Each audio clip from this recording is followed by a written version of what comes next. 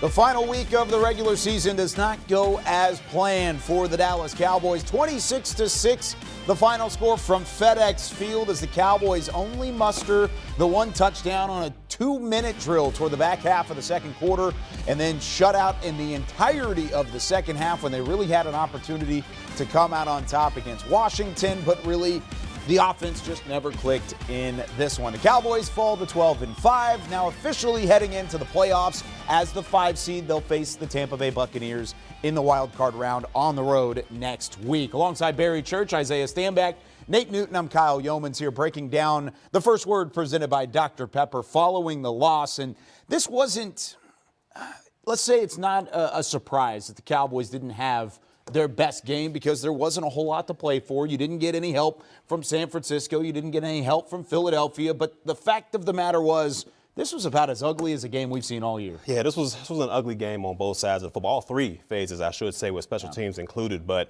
this is definitely not the outcome that, the Cowboys wanted to have out there or the performance that they wanted to have out there. When we look at it, once again, these turnovers, they seem to bite this team in the butt. I mean, if you look at it, Dak Prescott goes out there and he should have thrown maybe 4 or 5 interceptions out there. That's how many times the Washington Commanders had an opportunity at the ball, but he only threw 1 official interception. It ended up being a pick 6, and it was kind of a game changer from that moment on. Because if you look at it offensively, they just couldn't get in that rhythm. They just couldn't get in that groove. If you looked at Dak Prescott and where he was throwing the ball to, a lot to Noah Brown, some to CD here and there, but each and every one of his passes, they were contested. And I understand Washington got a good defense, but they're not that good, all right, to where you shouldn't have any separation from your wide receivers out there. So there's definitely, work to build upon heading into the playoffs, but they have to get this turnover issue settled or they'll see more of this once they get into the playoffs. This was embarrassing.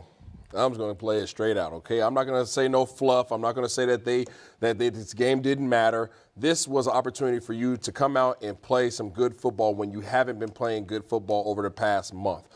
Going into the playoffs, you need momentum. Going into the playoffs, you need good vibes. You need to feel good about your offense, special teams, defense. This was your opportunity to say, what is the culture and the identity of your team? Are you going to go like the sea and go up and down based upon the opponent that you're playing against? Or are you going to be consistent and ride the wave up as you approach the playoffs? We are seeing exactly what this team is, and this is a team that is playing heartless right now. They are playing and being dictated based upon their opponent. Sometimes they're up, sometimes they're down. You don't know what you're going to get. And what we saw tonight was a team that simply went out there and played as if there was nothing that mattered. And maybe that might be very well the case, but that is not how you play this game. That is not what you signed a contract to do, and I am disappointed in how they approached tonight's game. We're all disappointed up here. We expected a better performance. We heard from Coach McCarthy all week. We're going out. We're going to try to win this game. We're going to play hard. We asked that you just play smart. Your penalties went back up. Your turnovers did not diminish at all. I mean, even special teams became a part of the mix today. So you got to give a better effort overall as a team. You saw where Coach McCarthy kept trying to drive them, say, hey, next series, let's do better so we can get you out of the game. This went on late into the fourth quarter. This should not happen. Hats off to a Washington team. I thought this Sam Howell kid would get grind up, and he wound up grinding us up. So I guess it's the way the game is played. Yeah, who would have thought that Sam Howell in his first ever NFL start would have a better stat line and better stats overall than Dak Prescott and really the entirety of the Cowboys offense. Let's start there. 6 points, and they only finished up with 182 yards.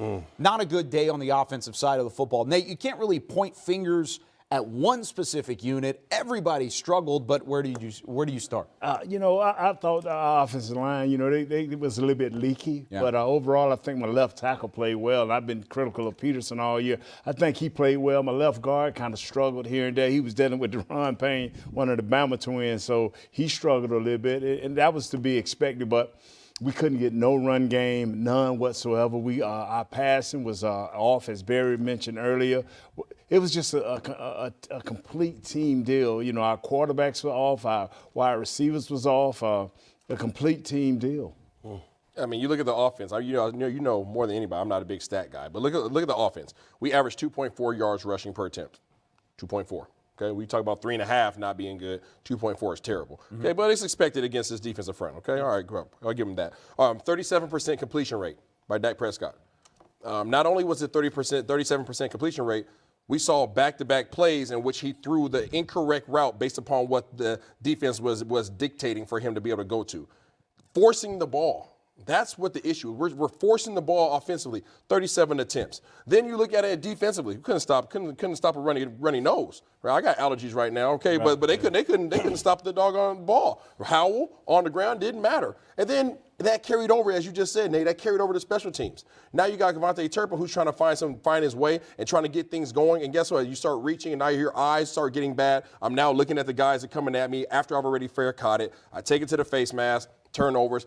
So this is all three phases was bad in the most important game of the year in terms of dictating what you're going to do in the playoffs. They dropped the ball. Yeah, without a doubt. I mean, when you look at it offensively, those things definitely stuck out to me. But the most I looked at it was just the separation from the wide receivers out there. I mean, there was no separation.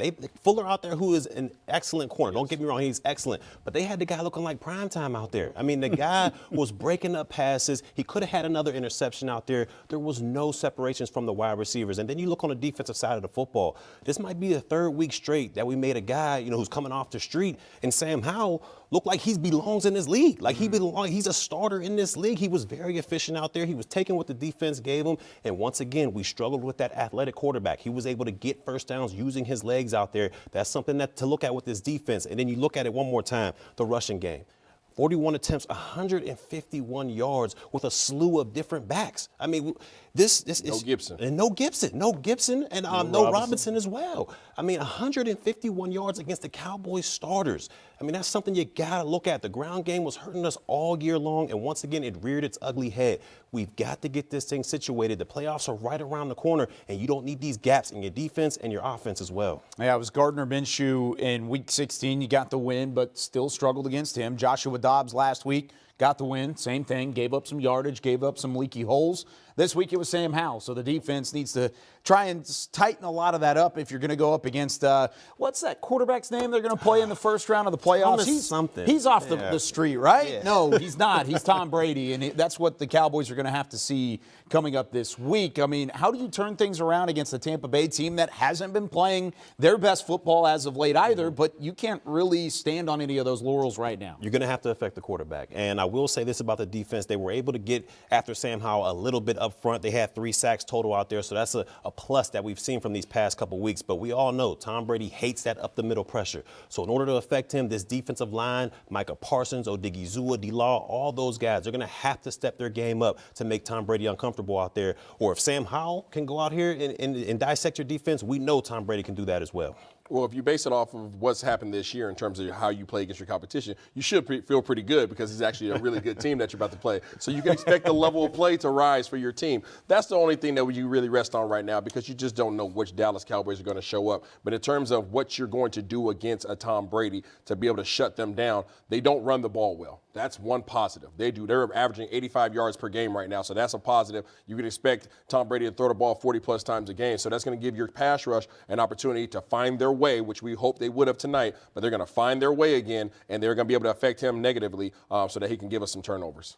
Don't be a little bit more disciplined. I know that Tom is not going to move like this kid and other guys early that we played against, but be effective in your pass rush. You saw a couple of times where guys just got washed down inside, guy got outside. Tom Brady does have pocket presence, and he can slide to the outside and do the same thing while throwing the ball. So we have to be very disciplined in what we do, and this is playoffs. I mean, it's no second chances now. If you don't do what's right next week, it'll be our last time talking. Yeah. If any indication comes from what they played like today against Washington, it'll be a one and done again for the Dallas Cowboys. For all intents and purposes, we hope that's not the case, and they are able to play up to their competition in Tampa Bay next week. But it is the 4-5 game, so they will face Tom Brady and the Tampa Bay Buccaneers coming up next weekend in the wild card round. We'll leave you with some of the final stats from FedEx Field in the regular season finale against the Washington Commanders. Just 64 yards